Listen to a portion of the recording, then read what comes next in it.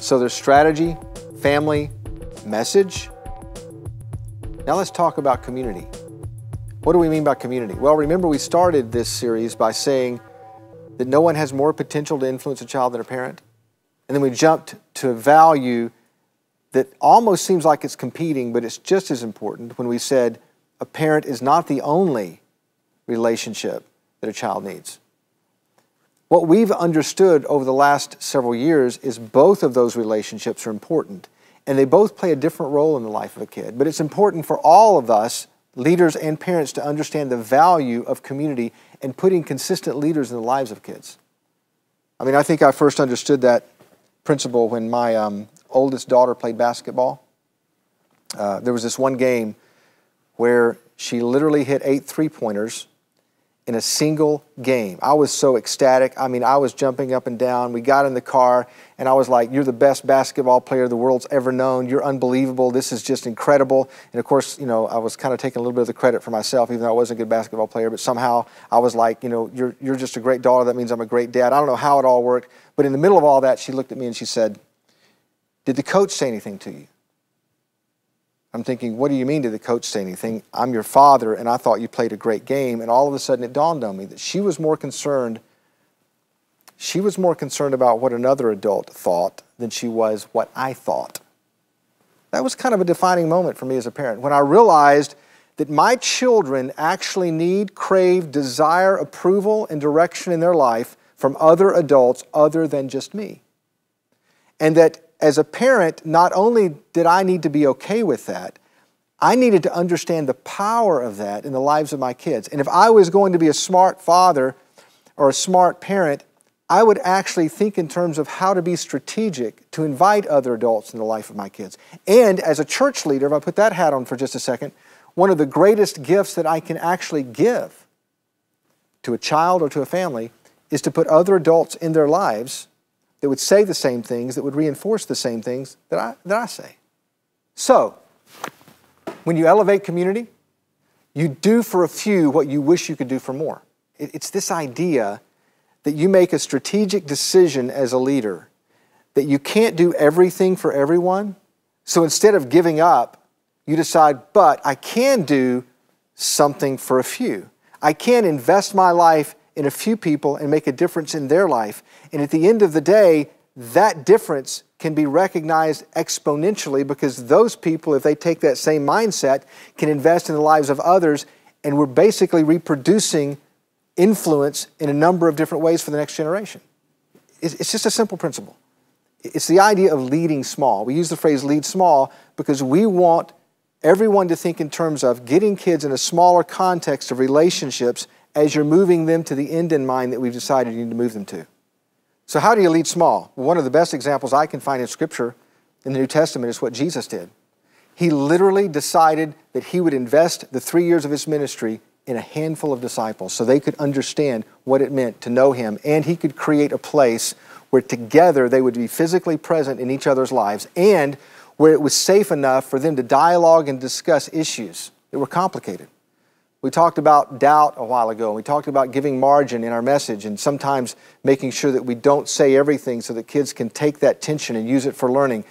This is the context where doubt, where questions, where difficult situations can be processed the best. Not in the context of a big room full of people, but in the context of a small group where relationships can really happen. When you elevate community, you make a deliberate decision to lead small.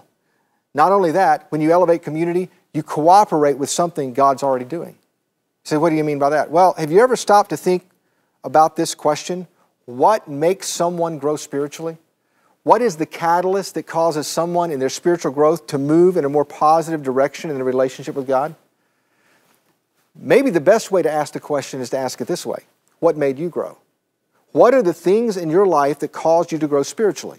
Have you ever stopped to consider that? If you were to write down the defining moments in your life and put them on a creative board, what would they be?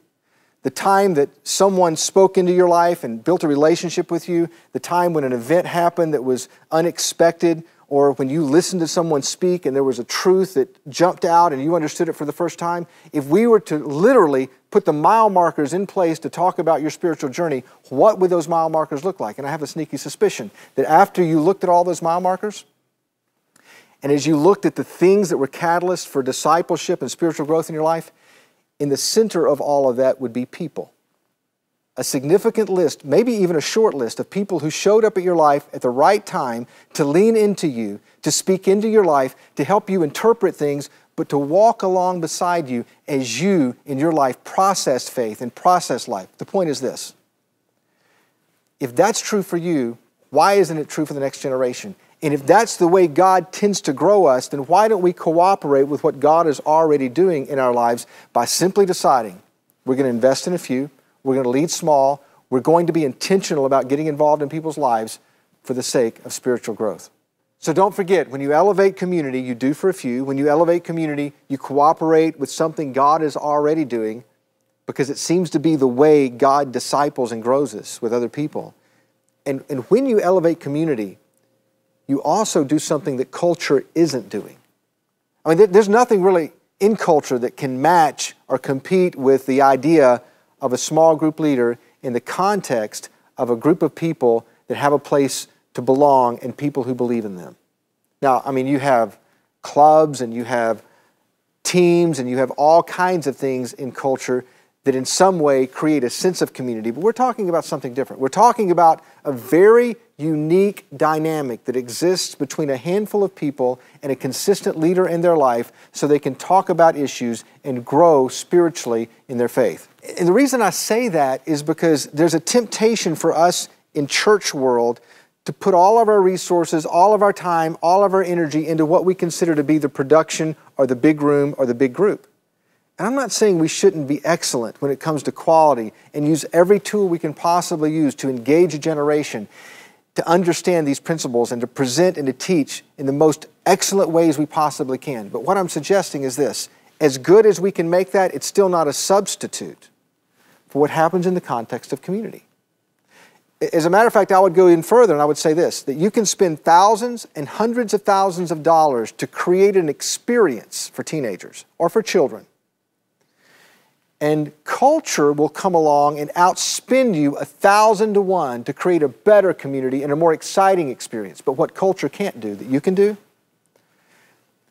is to recruit people who genuinely and authentically care about the spiritual future, about the faith of teenagers, to be in their life and to give them a sense of community and a sense of belonging, and people who literally believe in their potential to understand what it means to have a relationship with God. Culture can't and culture won't do that.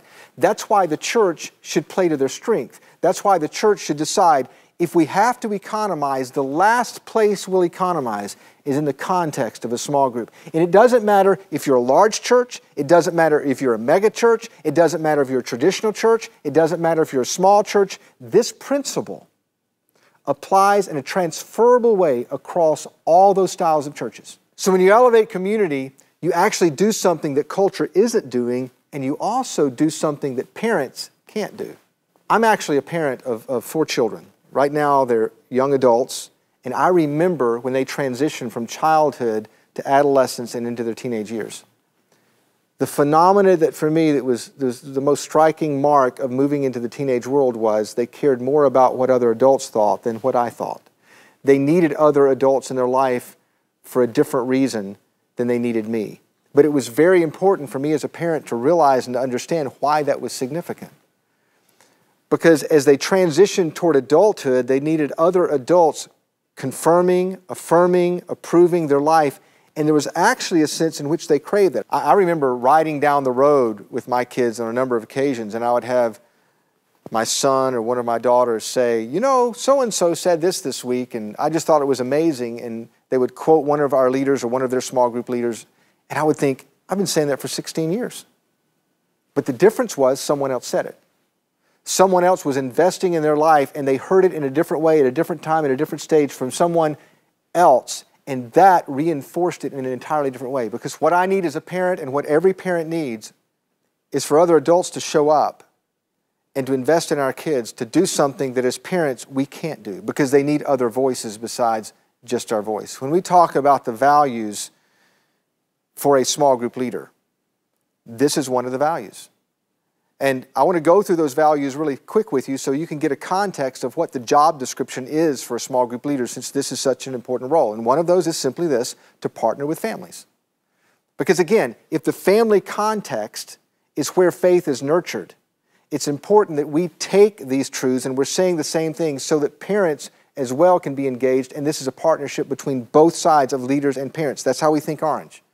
And then we want every small group leader to understand that in their job description, there's this phrase that says, make it personal. We think it's important for you as a small group leader, the small group leaders who are part of your church or organization, to recognize that one of the most powerful things they can do to inspire faith in the next generation is to make sure that in their own life this shows up, that they have engaged in a small group for themselves, that they are practicing some of these same principles themselves.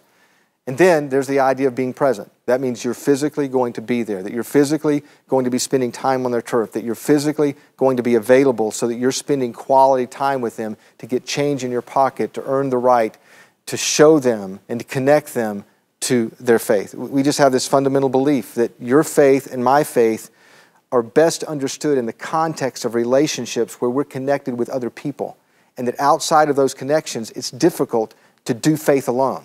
Owning your own faith and doing faith alone are two different things. And then last of all, as we mentioned earlier, that the role of the small group leader is to create a safe place, to clarify the faith of a teenager or a child by allowing them a safe place to be, a safe place to live, so that they can process what this means for them personally. And again, parents can create a safe place and parents can be present, but not in the same way a small group leader can. As a matter of fact, there are some conversations and some discussions that I absolutely am sure my children were able to have with other leaders in their life that was awkward for them to have with me. You say, does that mean I'm a bad parent? No. It just means that your role as a parent is different in the life of a child or a teenager than the role of a small group leader. And there comes a stage and a phase of life where they need to have those conversations with other leaders. I had 3 daughters. Can you imagine any one of my daughters coming up to me and saying, listen, I'm dating this guy and he's kind of making some moves on me that I don't want him to make, and I need you to help me as my dad to understand what to say to him and what to do? I'd probably say to my daughter, you don't need to worry about it, I'll talk to him. No, my daughter at that point needs someone with a different level of objectivity who doesn't own weapons to sit down and to talk, to navigate through these scenarios and situations without the emotional side that I would have attached to that. Why? Because this is a stage of their life when this has to become their own, and they have to have other people leaning into them and helping them understand it. It's just the idea of elevating community so that at the end of all of this, we're connecting everyone to a caring leader and a consistent group of peers so they can do life together in a different way. You see, it's important to think in terms of elevating community because there's a tendency for us to lead big and not lead small. There's a tendency for us to think the bigger the crowd, the more successful we are. And success is not really measured by how many people show up. Success is measured by what happens in the heart. And the reason it's so important to think in these terms is because ultimately, in your role and what you do, it would be very easy to think because people are showing up and you're teaching truth, that that's the measure of success. But there's a difference in teaching truth and discipling someone. And the reason you make a decision to do life with individuals, again, is because that's the way Jesus taught the 12. That's the way intuitively we know that God has designed us to learn about life, to learn about faith in the context of relationships. It's interesting. The Scripture says you should speak the truth in love.